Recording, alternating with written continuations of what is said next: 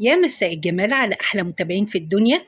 لو ولادك زهقوا من السندوتشات التقليدية وزي أطفال كتير مش بيحبوا الجبنة القريش، يلا نعمل مع بعض مافين حادق بالجبنة القريش، وجبة متكاملة غنية بالبروتين، فطار صحي وهتغير مفهومنا عن الجبنة القريش.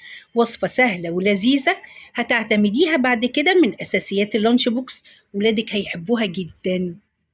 وانا داليا، لو اول مرة تشوفيني اشتركي في قناتي على اليوتيوب، لايك وشير لو عجبك الفيديو. ومع بعض يلا هنبدأ نجهز وصفتنا.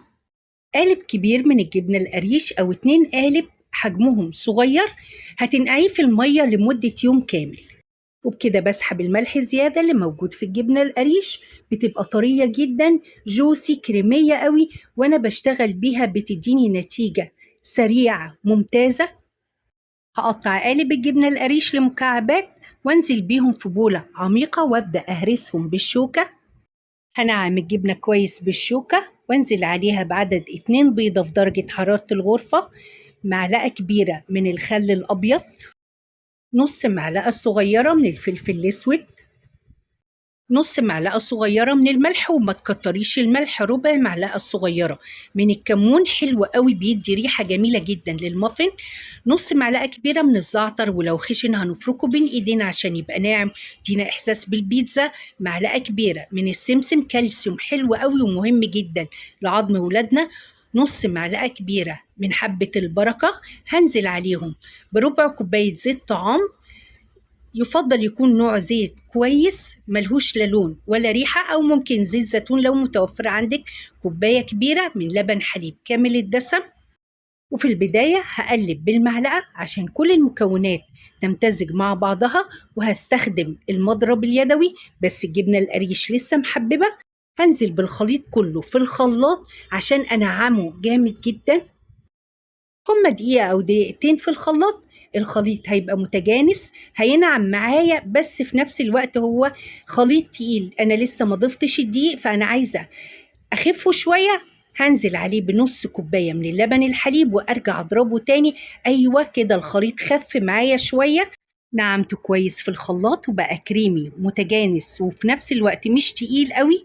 برجعه البولة تاني وانزل عليه بكوباية من الدقيق وعليها معلقة كبيرة من البيكنج باودر، وانخلهم فوق الخليط كويس جدا عشان أمنع أي تكتلات أو شوائب موجودة في الدقيق إن هي تنزل في الخليط بتاعي. وفي نفس الوقت بدخل لها هواء، وهضيف كوباية الدقيق التانية وبرضه هنخلها على الخليط.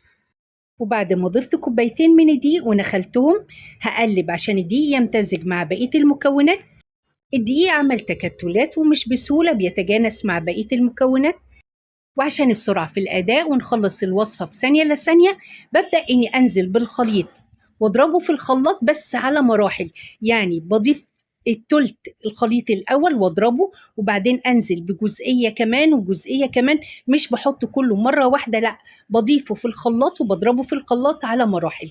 وعندي هنا الحشوة بتاعتي، أي حاجة بقى موجودة عندك في التلاجة حطيها، وأهم حاجة ولادك يكونوا بيحبوها وتكون متقطعة مكعبات صغيرة. أنا هنا لقيت عندي كام حتة ببروني قطعتهم، ممكن بدل الببروني لانشون أي حاجة متوفرة عندك حطيها.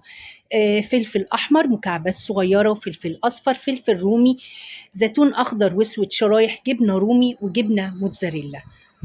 هننزل بكل المكونات دي على الخليط ونقلب كويس، وهنقلب كويس جدا ونوزع الحشوة في الخليط كله بصورة متجانسة، يعني ما تبقاش متركزة في مكان ومكان تاني في عجينة بس ما فيهوش حشوة.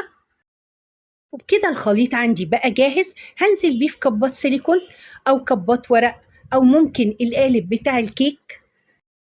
بسخن الفرن كويس، بحط الصينية في الرف الأوسط على درجة 180 لمدة نص ساعة، وطبعا ده يتوقف على الفرن بتاعك، لو حامي بعد 25 دقيقة هتبصي عليها لو وشها أحمر هتختبريها بعصاية الشيش طاووق، لو طلعت نظيفة يبقى هي كده استوت من جوه.